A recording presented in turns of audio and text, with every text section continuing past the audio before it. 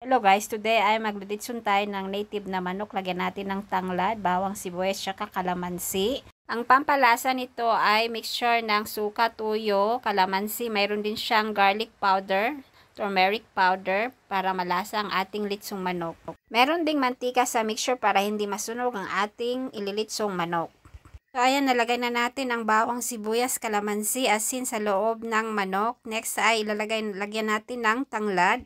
Tanglad ay pampalasa, papabango ng ating litsong manok. So talagang maganda kung merong tanglad ang ating litsong manok. Ayan. Sunod ay ating talian ang manok para hindi ito mahulog or lumipad habang nililitson. Sa paglilitson naman, dapat nansap ang paglagay natin ng pampalasa o mixture.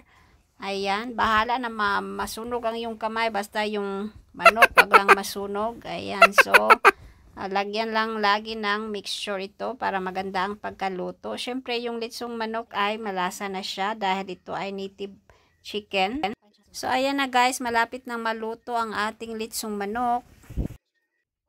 Ayan na nga, at ready to serve na ang ating litsong manok. Ang aking anak ay hindi na makapaghintay para kumain ito. So tara na guys, let's eat. Kainan na, litsong manok. Thanks for watching.